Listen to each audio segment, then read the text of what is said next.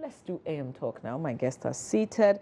Joseph Adekoka is Greater Accra Regional Chairman of the National Democratic Congress, the NDC, and Mr. Emmanuel Chemating Agyapong is a Member of Parliament for Adwoa Safo West Wagon constituency, and his brother really is the Energy Minister. Good morning.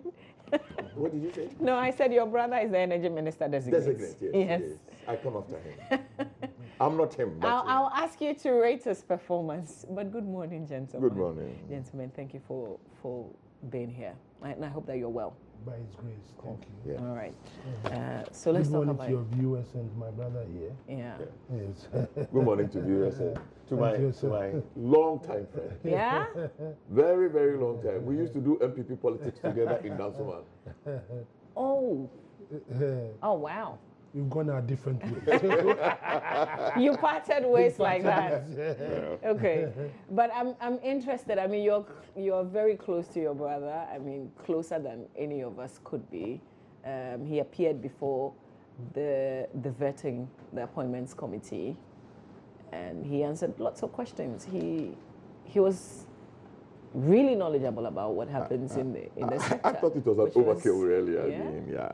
Well, his name is called Adwoa Safo. I'm called Emmanuel Chemating Agyapong. I am elated to have him as a brother. I wish I could be like him. What do you mean by that? You're not as intelligent? No, I think so. I think he's more cerebral than I am. But basically, what I'll say is that it just shows that he prepared for. He has prepared himself over the period for what he's looking for. When we were kids, our dad always would tell us a rhyme, a recitation, that the heights that great men attained and kept was not by sudden flight. For me, I don't believe that there's anything called rapid results college. It doesn't happen. Anything you want in this life, you must work for it. If you go to him, if you go visit him, he lies on one side of his bed, the other side is full of books. He spends his time to read. When he was in America, I visited a couple of times in his flat in Jersey. He just reads and finds out things. So, in looking at him, I realized there's perhaps something bigger than Minister of Energy. What is the ultimate precedent? I don't know. I think that I am very grateful and thankful to His Excellency the President for appointing him. I hope and pray. It is the prayer of myself and my siblings and our family, extended family, my family in Krobo and in Jamasi, that he does well. I believe he will do well. All right, wish him well. If I am happy, I am particularly happy for my parents. My late father, in whom I'm so well pleased, they used to call him Jamasi Broni, and my late mother, who sacrificed everything to make us what we are. I'm sure wherever they are, they will be happy. May their souls rest in peace. Zadehoka, we'll beat him. We'll talk about the football. He will have a say, so don't worry. But I want us to start with this report that came out, which essentially looked at the performance of the SIP Parliament. And my colleague Joseph Akable put together a report. I want us to start with that. We'll come back and do the analysis. The organization relied on information from Parliament's official website, Hansard, order paper, votes and proceedings as data to assess the MPs on attendance and contribution on the floor of the House, as well as during committee meetings. The findings indicate that 52 MPs out of the 275 contributed to amendments to over 81 bills approved by Parliament. The report reveals majority of the bills passed centered on tax bills introduced to impose or revise taxes, custom duties and levies. Presenting the findings, content manager of the organization, Lolan Ekosego, said Parliament's engagement with civil society organizations was low. Over 1,500 committee reports. Of those 1,500 committee reports, we found that Parliament had engaged with CSOs only 4% of the time. So that is in about 55 committee reports, there was a record of Parliament having met with, let's say, the Ghana Federation for the Disabled or Imani or another CSO. And so that's a very, very low rate of engagement with CSOs. On the performance of MPs, MP for Old Trafford, Dr. Anthony Akotose was ranked as the best MP, followed closely by MP for Ketu North, James Kluchi Aveji. Evans Paul Edu, who represented Sefriyosu in the 6th Parliament, was placed last in the performance ranking. Some 19 MPs were classified as silent MPs who failed to utter a single statement in their 4 years in the House. 19 MPs from 2013 to 2016 did not utter a single word on the floor of Parliament. Now we find that very disappointing, especially since one of them was Deputy Chief Whip on the majority side. And so she was a leader and had preferential access to speech on the floor of Parliament, but didn't take advantage of it. And so naturally, we're curious, what were some of the reasons why MPs may or may not have spoken in Parliament? Reacting to findings, MP for Whole West Emmanuel Kwesi Bejira commended the organization, but added it may not reflect the actual situation. Well, especially when you're a first timer, it's difficult for you to make statement. You need to grow to the process to be able to make statement. But I'm not holding brief for anybody who has not made statement. Statement on the floor of the House is not the only thing that we do. We have committee meetings. You contribute at the committee level. As for statement, just one out of it. You ask questions on the floor of the House, questions, ministers, and also you also contribute at the committee level. So these are the things that they have to look at. It's not only about making statement. I also mentioned that there's one particular person who comes to the floor and talk, and that person has been marked 0, that he has not contributed. What about that too? Look at the report, you notice that those who were rated 50 high are chairmen of committees, and they lead the report, they debate the report, they bring the report to the floor of the House, so they are giving preference to speak, and that's the rules of the House. We can't change unless we change our standing orders. The organization is calling for timely upload of records of the House as well as voting records of members of Parliament to aid research.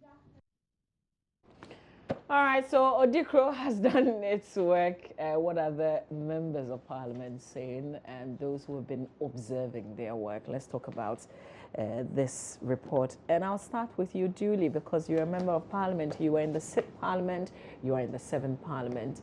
What do you think about this finding?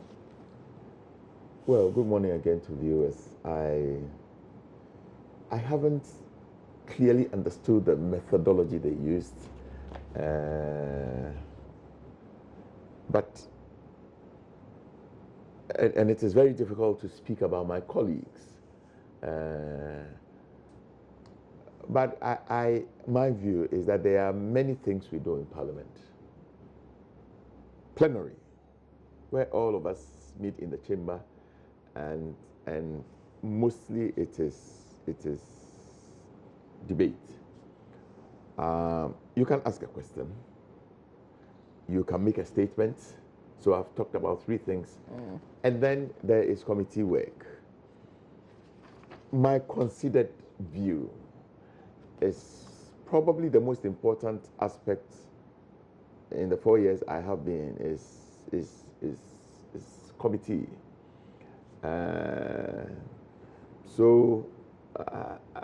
If it is just that somebody never opened his mouth, I think everybody must. I'm surprised that there are 19 people. Yes, I'm very surprised that 19 people apparently never spoke. Let me mention the names. I think it's okay. I think we don't need to rub it in. I am surprised that it happened this way. I hope that in the 7th Parliament, all of us will have opportunity to do much better. Yeah. But I think what we need to do is that it will be helpful if at the onset of the 7th Parliament, anybody who Odikro is called Odikro, and yes. This was done by who? And that's Odikro. Oh, but Star Ghana. Yeah. Okay, I think what would be good is if they give us a criteria by which we will be judged. Oh, okay. So you can read, because there's the methodology, how they arrived at. Okay. Data collection, verification. I really and truly hope that all of us in the 7th Parliament, I believe the first timers are going for an induction in Koforidua starting Friday. It must be made very clear to them that we will be counting, we will be monitoring, and these are the things. I think that it is good to do this. Then all of us will apply ourselves properly. I find it difficult to speak about my own colleagues when they say some they didn't speak at all, some were the worst performing. I am surprised at some of the names there because some were quite frontal, some were quite vocal. I don't want to mention names, but they say 50. Yeah, there are 50 bests, there are 50 worst MPs, and there are 50 bests. I am surprised. And there are 19 silent. I know that you don't want me to mention names, but for the purpose, there are people watching and listening to us. And Mr. Adekoka, you want me to mention the names, don't you? So here are the 19. Kweku Tanechikese. Evaluate Jura. This one is Agyapong Jura in the Western region on the ticket of the NDC. Please take notes. Chair. Christian Kolete Sege, Greater Accra, also on the ticket of the NDC. Mary Salifu Boforo Sablugu in the Northern region, also on the ticket of the NDC. Francis K. Anaman, Jomoro constituency in the Western region on the ticket of the NDC. Kwesi Boating Ejay, New Drabing North Eastern region on the ticket of the NPP. Anthony Christian Datsi, Abra Asebo Kwaman Kese in the Central region on the ticket of the NDC. Kwe Kuma Ni Okle, Dr. Krowo, Greater Accra on the ticket of the NDC. Ture Mahama Nasa, Ayawasu East Greater Accra region on the ticket of the NDC. Joseph Saka Akati, Bole Bamboy in the Northern region on the ticket of the NDC. Emmanuel Opam Brown, Akolbere, Bolgatanga Central. Upper East on the ticket of the NDC. Jeff Tete, Kavianu. Upper Manya Krobo, that's in your hometown. Yeah. Eastern region on the ticket of the NDC. Mohammed Masawood, Pru West, Bono Ahafo, that's the region on the ticket of the NDC. Kwabena Mankoy Siama, Fantiakwa North Eastern region on the ticket of the NPP. I'm a bit surprised. Benam John Jabba, Zabzugu, Northern region on the ticket of the NPP. Joseph Sam Amankwano, Upper West Achim. Eastern region on the ticket of the NDC. Yemo Daoud Enum Domiabra, Greater Accra Odom. Obom Domiabra. Okay, on the ticket of the NDC. Ni Amasana Mwale Dade Kotopong, Greater Accra on the ticket of the NDC. That's also a surprise to me that he was silent throughout the 4 years. Daniel Kwesi Achiama Buem, Volta region on the ticket of the NDC, and the final name is Emmanuel Nim Okai Lai Amasaman, Greater Accra on the ticket of the NDC. So these persons apparently never spoke a word on the floor of Parliament in their 4 years. Mr. Adekoka, I think a lot of them are from your party. Exactly. Let me say good morning again. It shows you that not everybody should be allowed to go to Parliament. Simplicity. You know, we keep saying Parliament should position itself. You look at other jurisdictions and you see the members of Parliament, you realize that these people have been there for so many years and have quite a lot of experience. They've grown with age, you understand? But in our case, I look at the new Parliament that about 125, is 150 are new members. 150 are virtually new members. Am I right? I think so. In the entire house. In the entire house. It is a very serious attrition. I think the attrition rate is too high. No, but some of these names are people who have been there for long. I'm saying that. You see, because that's the problem. You see, the attrition rate is high, right? I'm sure if you go and look at the names that you've mentioned, either most of them are first timers, or just that they've not been in Parliament for a very long time, you know. So the attrition rate in Parliament is very high. Secondly, the standing orders, you know, backbenchers. When you happen to be in Parliament and you're a backbencher, I stand to be corrected, my brother is here.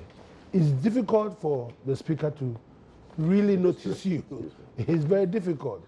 So you want to find out whether these were backbenchers. So you realize that it's only those who have got the officials, so the leading members of opposition or a minority or majority. Most of the time, if you are watching the television or we are watching on television, these are the people who are given opportunity to speak all the time. So maybe they need to change their standing orders to allow the backbenchers also to make an input. And like my brother said, I don't think that this is really a standing order issue. It's not a standing. I can completely agree. You see, when you sit at the back, yeah, nobody sees you very far. Look at the seat. Probably the look at where the speaker. yeah. And you know, Parliament is quite hierarchical. Exactly. Yeah, So I've heard that they're going to try to change the rules a bit and allow the newcomers to come in only, as in only new MPs on Fridays or something of the sort, so that they can. Not that I know like of. that? Not that I know of. But you see, number 5 is Agyapong. Fantastic legislator, fantastic by any measure. Actually, I think that when you come to Parliament, a couple of things you clearly need to understand the rules. Okay, and you're mentioning him because in the said Parliament, that was just about his second term. Or? That was his first term. He the, applied himself diligently to clearly understand the orders and the procedures. And he plunged himself into it, and he did extremely well. Another person that I was really expecting to see here is the MP for New Agyapong, is it South, Marcus Adwoa. Oh, okay. He does very well too, but his name is not there. Yeah, but it's the same way your name isn't there as well. Yes, it's okay. I'm not excellent, but I'm not poor. You are in between. It's not too bad.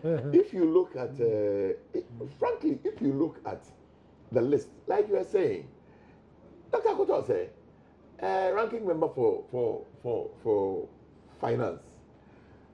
He's always half of the time we are either approving a loan or we are doing a financial instrument. If it's not budgets, it's one thing or another, and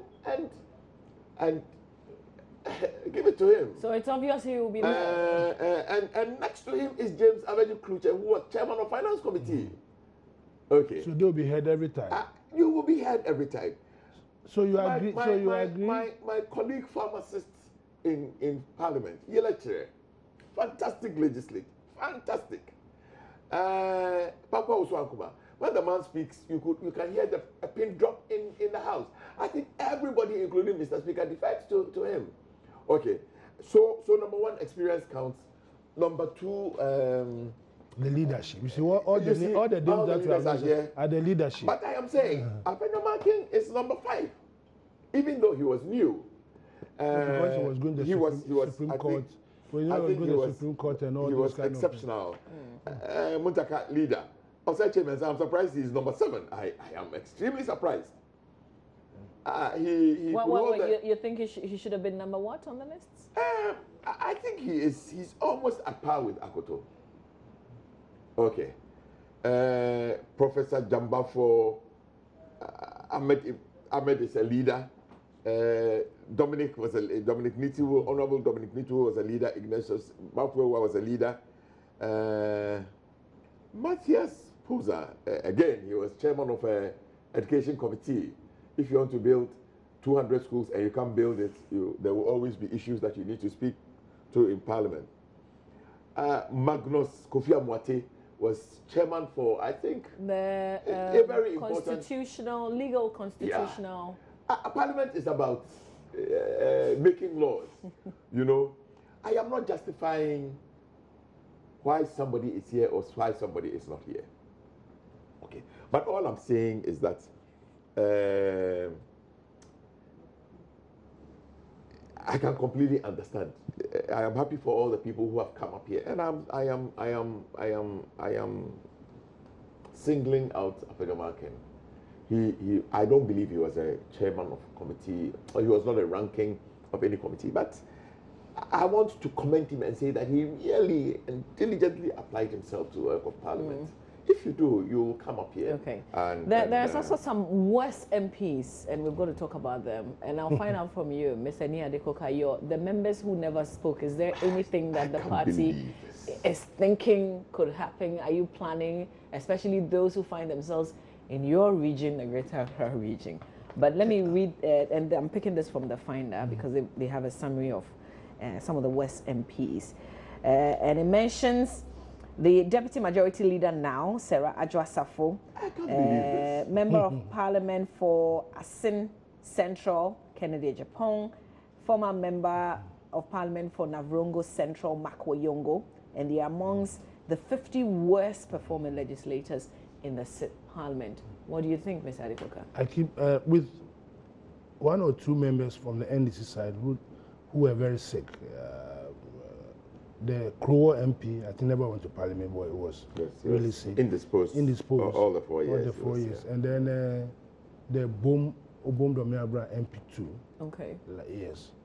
But the rest, I'm surprised. Someone like Namwali, I'm very surprised to say that he's one of the well. Isn't that perhaps the reason he lost his seats?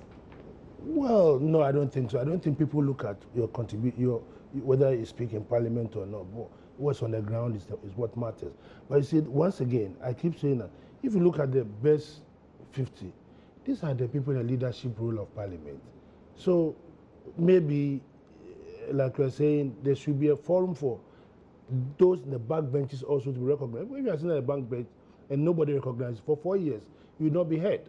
So it depends on how. But if somebody like Afenyo Marking was able to make a mark, Afenyo, then you know, the rest there will always be an any exception. Afenyo took some landmark cases to Supreme Court, right? So it became very obvious. Now, when he has gone to Supreme Court, like he said, he gets the opportunity also to come to Parliament to articulate his views. You understand? So, like he says, it's an exception.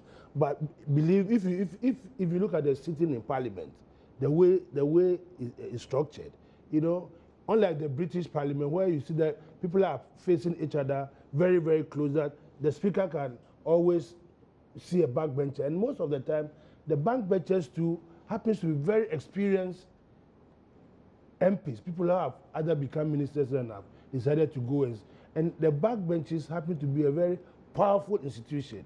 In our case, I don't see the backbenchers being powerful in this country.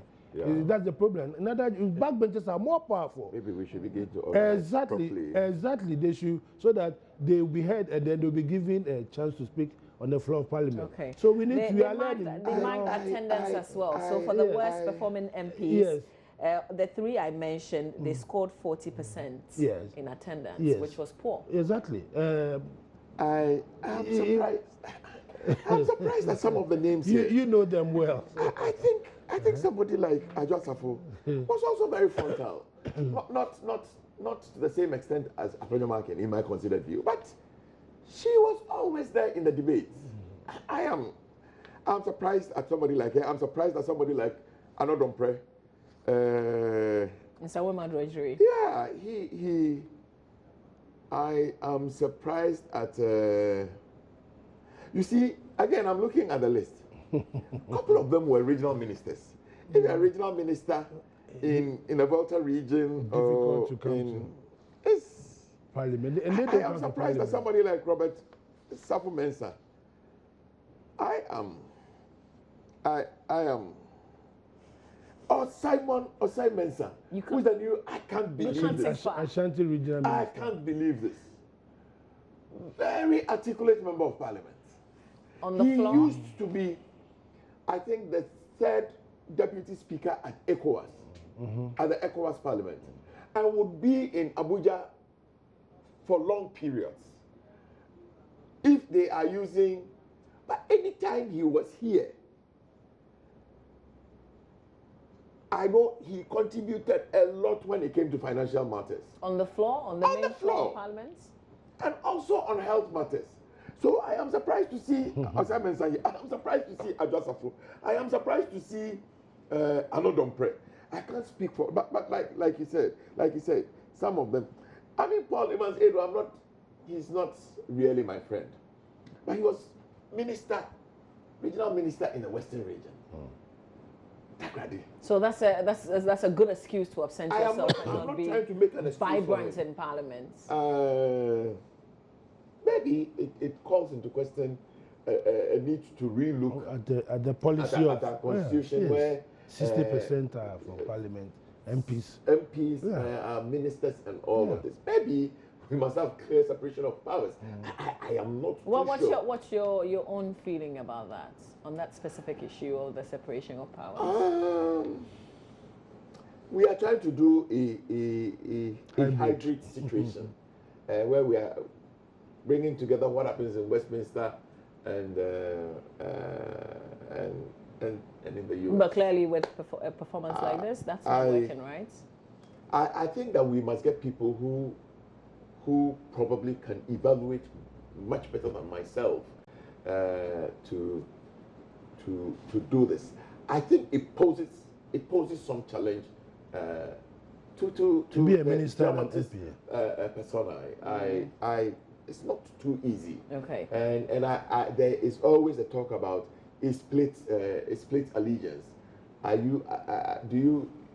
Is your allegiance to Parliament, the legislature, or is your allegiance to the executive? I think it needs to be relooked. Okay. I am not here saying we must scrap it or we must maintain it, but probably it needs to be relooked. Okay. I think I've heard the minority speaker, then the minority leader, then now the majority leader, also speak about probably we need to revert to the Westminster system. There are the pros and cons, but we must look at this. Ms. Adwoa, from the party, from a party point of view, what should be done to these people who represent the party and constituencies who are either silent or are worse performing MPs? No, I think we need to interrogate as a party. We need to sit down and look at this, because too many NDC members have been put in a category which is not the best, right? So there must be something fundamentally wrong there. As a party, we need to. That's why I keep saying that I'm of the view that it's not every Tom, Dick, and Harry that must become an MP. You see, I think people looked when you sit outside, you look at Parliament as a place of glorification. When you go, you get a V8, you get a 50,000. It's a loan. I know. It's a loan. No, I know. It's a better loan than if you were sitting on where I am sitting. Well, it's a loan. But it's still a better loan. It is. And the pressures on my an brother, MP, let me finish. You do not have 800. I am not saying it's not a loan. I'm not saying it's free. No, I'm saying that the perception. I agree. You agree. So you have every Tom, Dick, and Harry that feel, when I go to Parliament, within a twinkle of an eye, I'll become somebody in society. Apparently, it's a tough place to go. Oh. It's a tough place to go. I heard recently one of your new MPs complaining that doesn't receive salary. and now there's a lot of the financial demands on her, and there's this is what we keep telling you. When you are going to, you must look at yourself and see, are you going to fit in the system? What is your background? But we have allowed this thing to happen. Look at the attrition rate, 150, very, very experienced. And now you are telling me that we are going to induction. We are going for induction from Friday. I use school children. Induction. I think in every parliament, people will go for new members will always go. But I can completely agree with you. I think it is. It's wrong to have this kind of attrition rate. 150. Almost half of the members are new. We must. I think it starts at the political party level. Yes, very important. So, do I take it that if you were to assess at the end of this tenure, we will have a worse performance than we do today with the Look, I'm sure that some people have gone to Parliament now, after going there, would have wished they hadn't gone there. Seriously. And can I contribute as well? I think that we have touched on very important, very salient points here. The rate of attrition is really not. It's too high. And I would say that the political parties must look into it. really and truly, I don't see how a first timer in Parliament must be so keenly contested at primaries. Until and unless there is compelling reason. Yeah. He did something wrong, he broke party lines, he brought the party into disrepute. My considered view is that when somebody goes to Parliament for the first time, it is a very sharp learning curve. And people must be allowed to settle.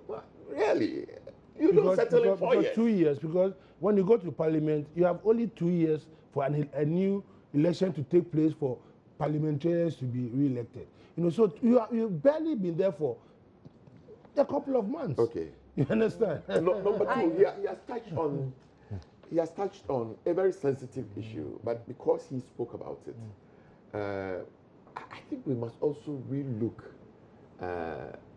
eligibility criteria. You know, I am very careful about saying this, because then they'll say, these guys. My considered view, if you want to come to Parliament, come with some experience. Come with, I don't say if you are 21, don't come. There are exceptions to every rule, and there are exceptions. There are exceptions. You will find a 21-year-old person who has not done any work, but he's so naturally gifted, he's so talented, and everything. It is okay. But my considered view is that if you come with some specialized knowledge, with some experience, some exposure, some understanding of a field, you become a lot more useful. I mean, we are speaking about the best MPs. Dr. Anthony Akoto, he has done everything in this life. He has lectured in university. He was a professor of economics in Howard University. He came back to Ghana and was a fellow of CEPA, Center for Economic Policy, with Dr. Abe. Then he became an advisor to the Ministry of Finance. He was a deputy minister. He was a minister of state. I think that if Akoto sleeps and you wake him up and you ask him anything about public financial management, Akoto will be able to tell you. Okay, so I really and truly think it must happen. Another thing is also longevity in the House helps. I mean, majority leader. I think he knows the standing orders from backwards and forwards. I was talking about Papa Usu Ankuma. There's When also he stands Alban up to Bagbin. speak, Mr. Honorable Alban Bagbin, you know, but unfortunately here, when you do one term and you do two they terms, want to sack you. people are ready to sack you. I think we must begin to relook at all. One of the people I will miss most in Parliament is Papa Usu Ankuma. Why is that? Oh, fantastic. It's fantastic. I mean, when I am a backbencher, you sit at the back and listen to him. He makes so much sense when it comes to the debates. So, if you listen to, you know, they have institutional memory. Cletus Avoka. They have plenty of institutional memory. Like I said, Honorable Joseph Yeleche, he's the only pharmacist like myself in Parliament. Fantastic MP. So we should not lose people like this. We should let people grow up and then fizzle out. And fizzle out, you know. But it is the nature of our politics. Will the parties allow? Would your party allow? I believe strongly that we should do that. Because look at look at the hearings of the American Senate hearings. Look at it and compare to. You never hear anybody in the Senate saying, "Oh, this is my cousin, this is my uncle, this is my brother, or this is my chief." Even though they are Senate members, I was looking at a session. Look at how his own colleagues came and attacked him. They've been on committees. They've been working together. You know, and it shows that the maturity and the experience in that area. Like you said, so longevity is very, very important, you know, and then people will have to learn to crawl. In our situation, all of us want to run at the same time. And that is where we have a situation where today you are saying 150. I mean, and the depth of knowledge, the depth of experience is gone. It's gone. Seriously gone. There's also another index that is out on corruption perception.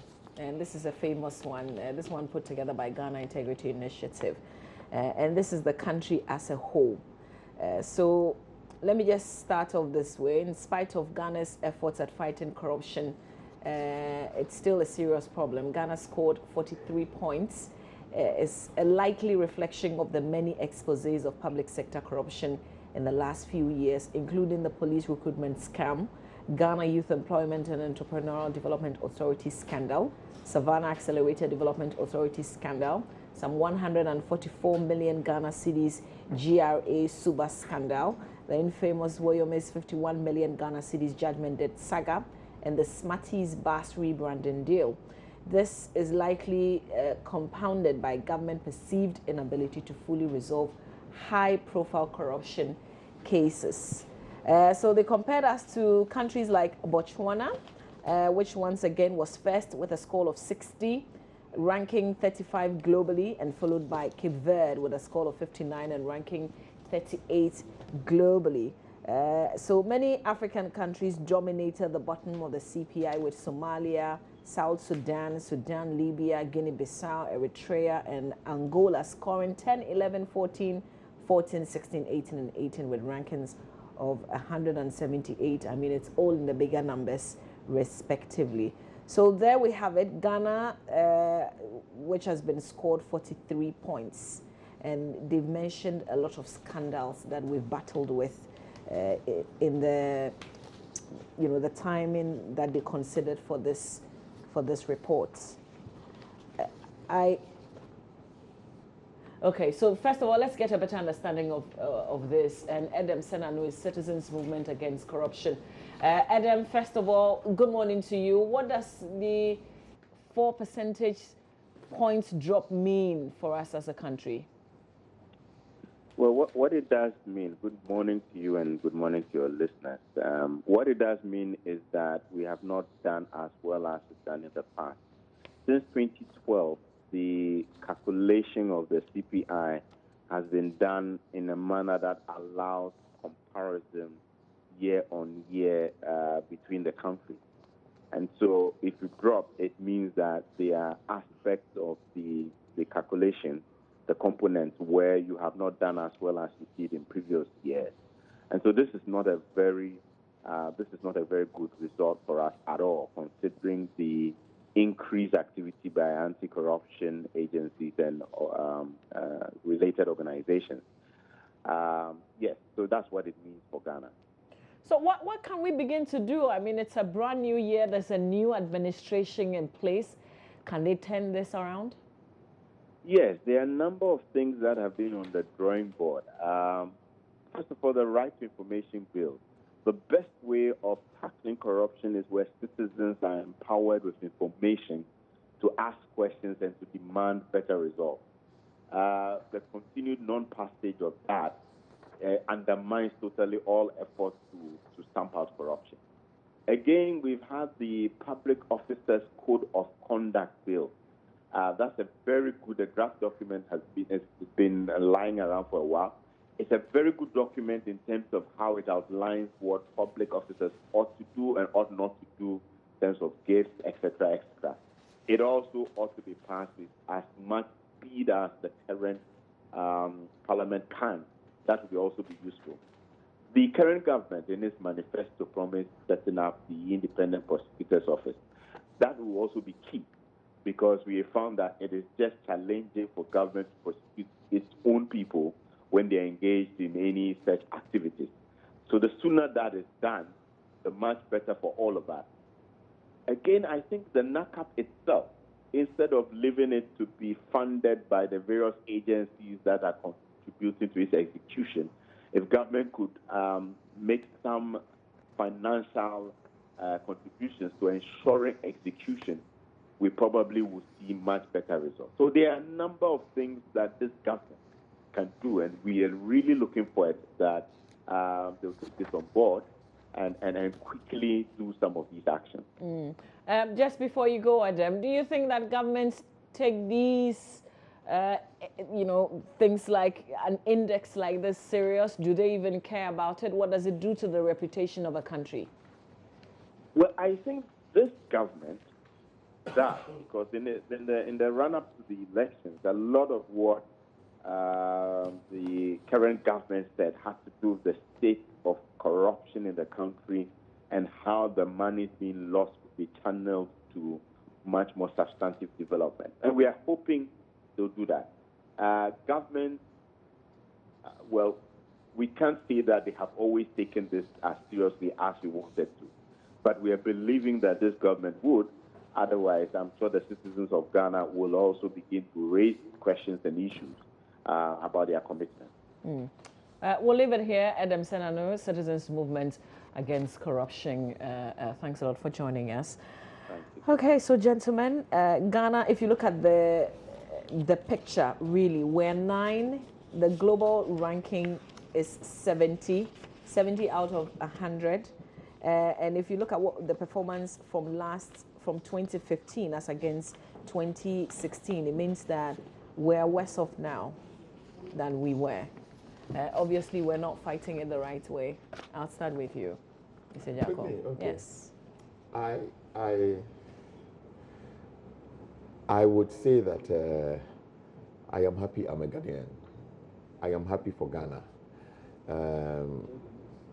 I think that on the 7th of December, the good people of this country clearly told government, the party in government, that they have not done well.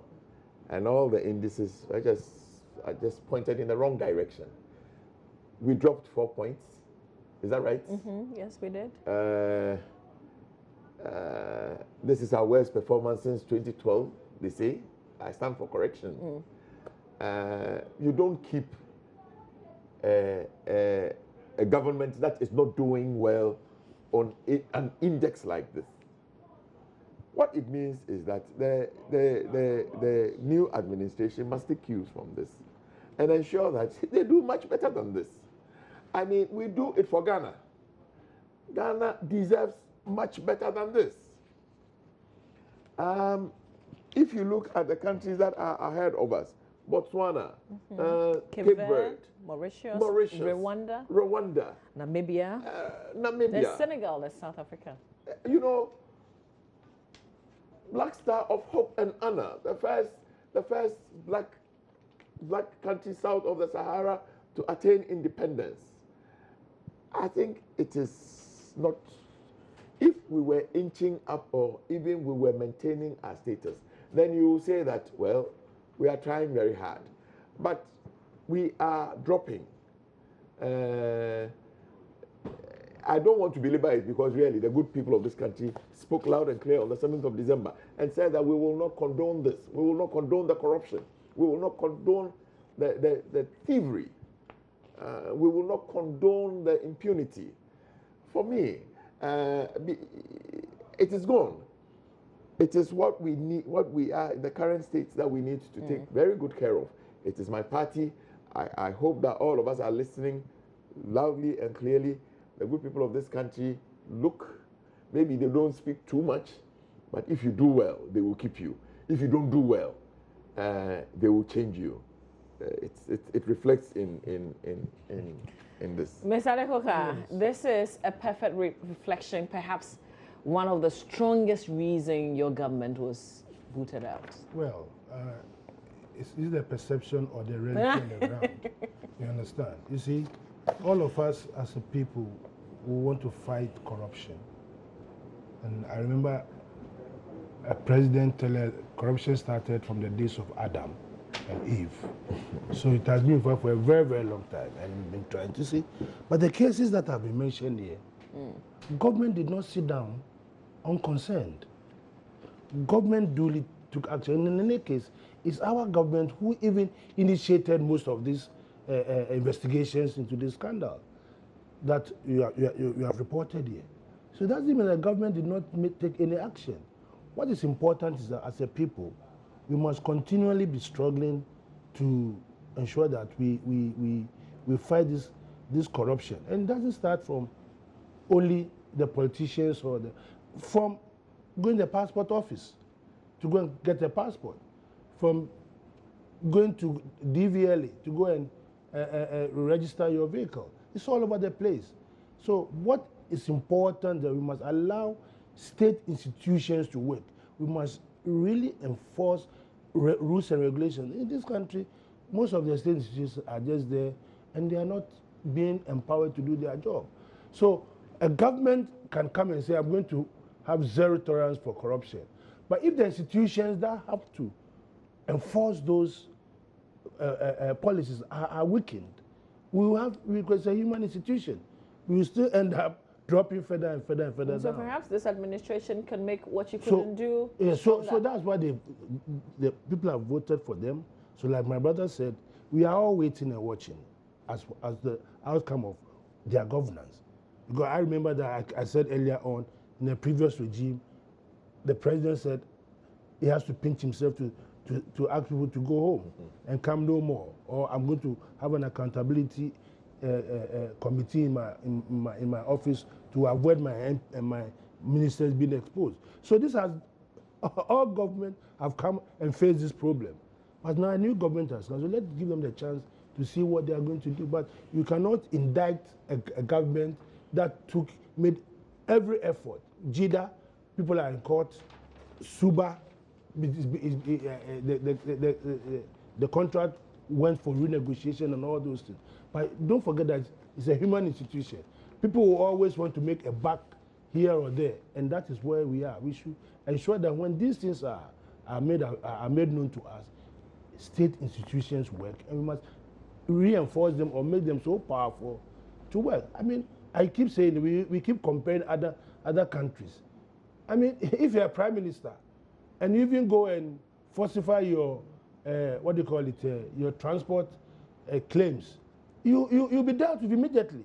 So you are very cautious of doing things. But here, we don't allow the state institutions to work, and at the end of the day, we keep blaming governments. We should all ensure that we allow the state institutions to work, so that the cancer of corruption will come. Okay. It cannot be eliminated.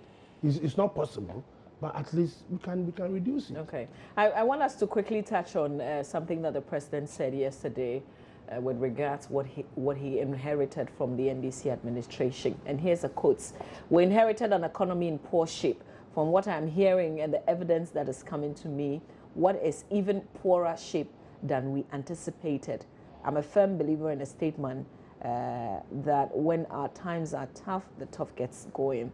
This is the time that we have to show leadership and commitment to our nation. I continue to be an unrepentant optimist by the opportunities and prospects of Ghana.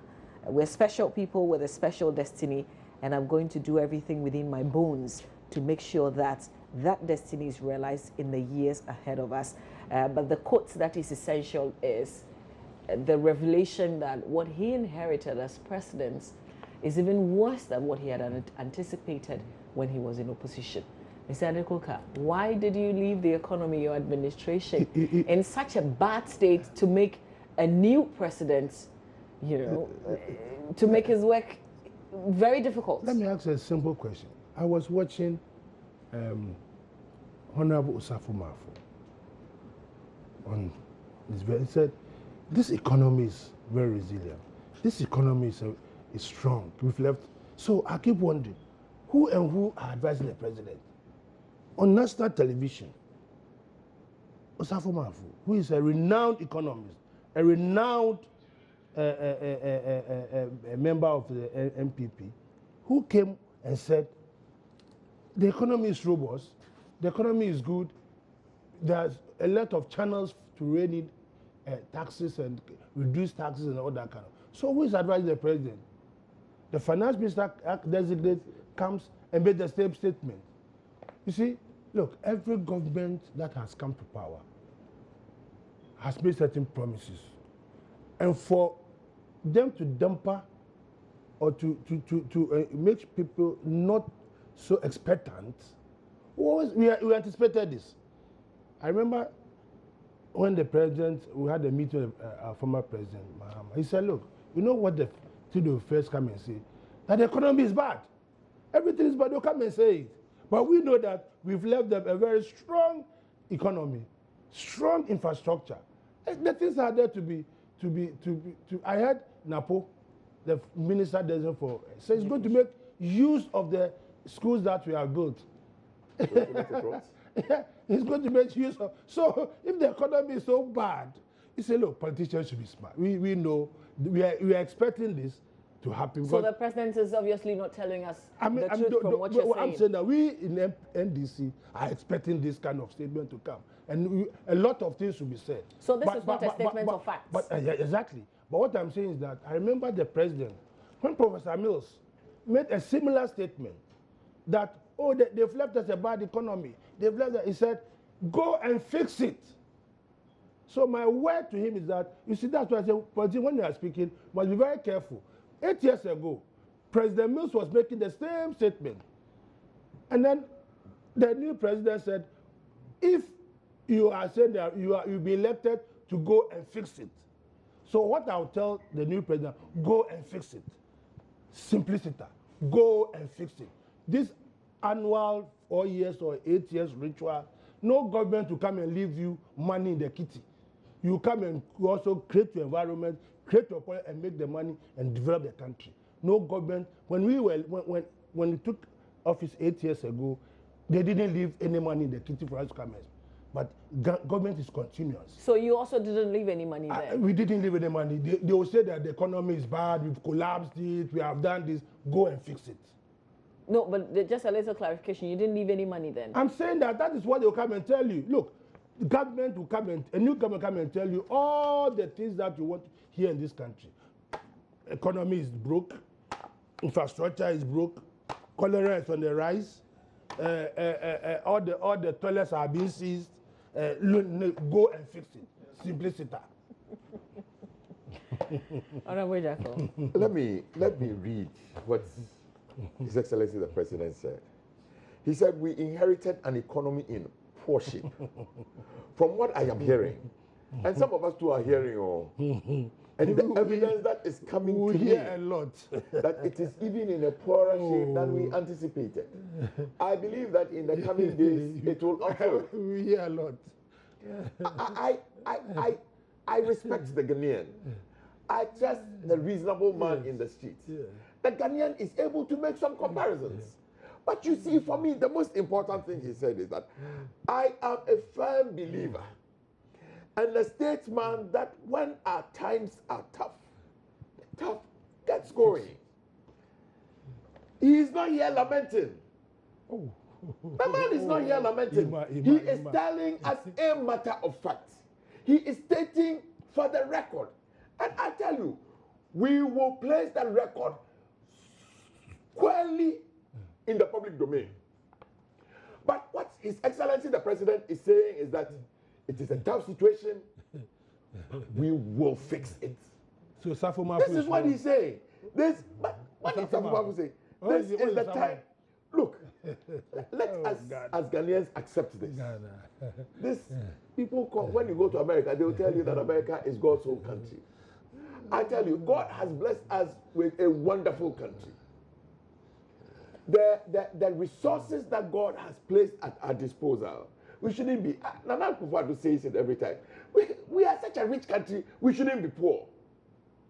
We are here today because of mismanagement and incompetence. Oh, no. It will reflect. I mean, look, I am certain that when the full record is played, Ghanaians will clearly understand. When is that going to happen? Because you're in charge now. We will have are you not supposed to be hitting the ground and running right now? Aren't we?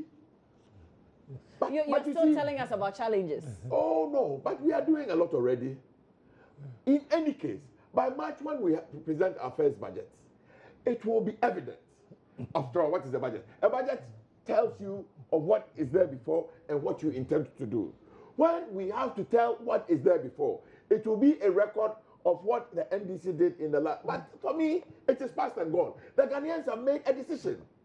We will not belabor it. The Ghanaians must know. But that is not the emphasis. The emphasis is what we have promised to do for the good people of this country. And this is exactly what he says. He says, I am a firm believer and a statesman. And that when the times are tough, it is the time that gets good. This is the time that we have to show leadership and commitment to our nation. I continue to be an unrepentant optimist. We will not be like the Fifi Quetes who will say that we have moved. Ghana is in the ICU. They came and met a deficit of 6%, and they said they hadn't heard from before. These guys are taking us through deficits. Even when IMF is here and they told us that the deficit will be 4% or something, we are ending up at almost 8%. Yes, this is the challenge. But he says, I am an unrepentant optimist. I believe in the project called Ghana. We will fix it. At the end of 4 years, the good people of this country will be the judge. Mama V, I thought during our 4 years, every year they come and tell us the true state of the nation. So I'm sure they know the true state of the economy. That's what they've been giving power. But once you're in opposition, you can't have all the facts when you're in opposition. I tell you, I can state without equivocation. Like even some of your declarations to IMF were wrong. Mama V, I'm saying that every government, when Kwame Nkrumah was overthrown, the first statement, it had collapsed the economy of Ghana. It has collapsed the economy. The British left us so much money, and Kwame Nkrumah squandered all. And Kwame Nkrumah said he used the money to build a coastal boat dam for us. He used the money to build a Tamahabo. Please. When he said the economy had collapsed, he was reminding us that those monies that the economy said has collapsed, he used those money for the future investment in this, which we are today benefiting. Today we are talking about So for you, this is a 4-year, 8-year ritual. It's ritual. Everybody that inherits will say they've collapsed it. It's nothing new. Future NDC you also come and say that they have done well. That's the nature of our politics. That's the nature of our politics. So I'm taking you back to history. Kwame Nkrumah, they said they had not done well. So when Buzia was overthrown, the government has not done well. That is why Ghanaians went on the street. Rawlings, Liman overthrew him. They said he has collapsed the economy. And he actually killed Rawlings too came. Yes, he did that, exactly. So people were shot for collapsing the economy. For nothing. and then what you call him? Rawlings too came. We had to go to what? This special structural adjustment program. And then there was one called PAMSCA, Program of Action to Mitigate the Social Cost of Adjustment. Exactly. And then what was his name? President Kufuor too came. When he had to sell Ghana Telecom, we said they are sold Ghana Telecom to pay salaries. It's not true. No, I'm not saying whether it is true or false. Ghana Telecom was sold. But I'm saying that I've given the history. So in 2020, should NDC come? They will also say that the Adwoa administration collapsed the economy. So when you can't fix it. Okay. That's all. All right. So now that we're settled on this, they will always be with me. I want us to spend the last few minutes talking about the Black Stars. What I want to say is, what I really want to say is that I am excited we have a president. Okay, fix it. Who will say that I acknowledge the difficulties. But he says he is an unrepentant optimist. No problem. No problem. So just fix it. By the opportunities and prospects of Ghana. He might fix it. We are a special people with a special destiny. And I'm going to do everything within my bones to make sure that destiny is realized. I'll be very happy. In the years ahead of us. In 4 years. 2020 is not too far. I'll be very happy to do that. 2020 is not too far. The good people of this country should be the ones that decide. Trump just came. He has given executive orders. He was also doing his thing. So we continue to do our thing. So continue to do your thing and stop lamenting. We are not lamenting. You are lamenting. We are not lamenting. Your own brother said the economy is going to fix the economy. Let him fix it. Energy sector. We said we have done enough. And he said, so you also come and add this. So we continue. What's his name? Safu Mafu. This is called comfort. Safu Mafu. This is called told us that they have come to see a very strong. So I'm at a loss. Who to believe? Who to believe? Whether Osafu Mafu or the president. So let's talk about the Black Stars. Let's continue. Let's talk about that. Mama, all I will say is that we will have opportunity to present the budget. No problem. No problem. Let's wait for no it. problem, my brother. Your last thoughts really on the Black Stars. Oh, we meet them. They're doing well. So far, they are doing well. With the One Goal project. One game, one goal. You know, in Ghana, I've got a lexicon here. One dam, one village. One village, one district. So you go one game, one goal. So that's a lexicon now. So what that does change. So they are also following the project. One goal, one game. So let's see how it pans out. That they will continue one goal, one game to the finals and win the cup. I think that we have, in the past, in the last 8 years, I stand for correction. We must have gone to the finals of the African Cup of Nations. Cup of Mr. Nations Degoka, help twice us. or thrice, having to twice. In the last 8 years. We've been attending. We have been every year. We qualify to go. Yeah, but in the finals, we have been at the finals. At the last one, we were beating at the finals. By penalties. Yeah. Yes. All I'm saying is that I want to remind all of us that in all of it, we used to say that it was always a one goal project. Oh, it's not new. Nothing has changed. The value is the same. So he's saying that today there's a lexicon. I am saying that the lexicon started 8 years ago. Okay. A one goal project. The one goal project started 8 years ago. So it is not new. But what I am happy about is that whether it was by a goal or by 3 goals, we are qualifying. We are qualifying. That's important. I like His Excellency the President said. I want to say the same thing. I am an unrepentant optimist. That would be the goal. Unrepentant. I believe in a project called Ghana. There is no place on the earth like this country. There are no people on the world like Ghanaians. So we have missed some chances. But whether it is by 1 goal or by 4 goals, we are getting there. We are getting there. So what will be your predictions for today, Ghana? For the first time in 34 years, I am certain that the cup will come to Ghana. It will be the dawn of a new age. I know. One goal, one game. one goal, one cup.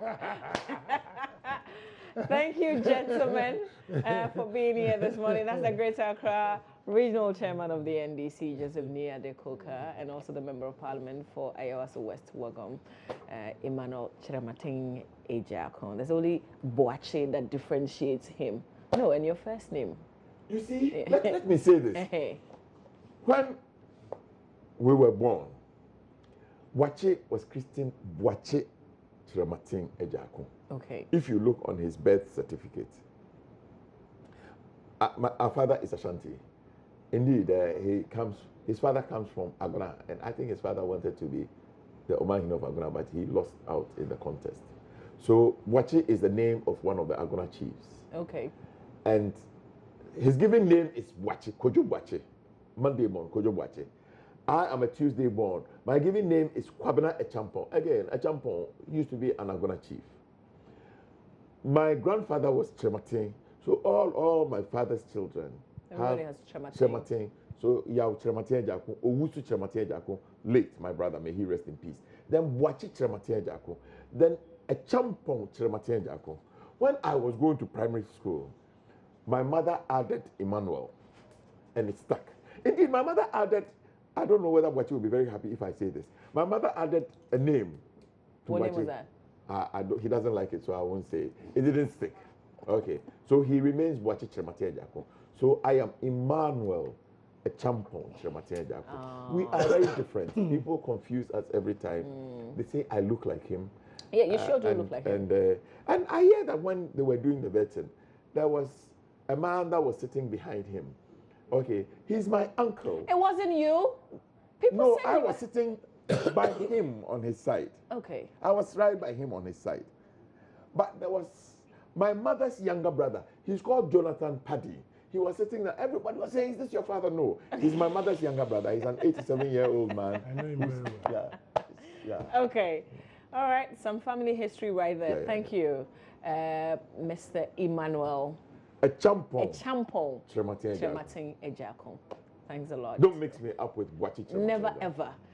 Stay with us. We're talking the Black Stars and Benedict Owusu-Dankwa. Maybe we can bring you this now and get the other conversations going later.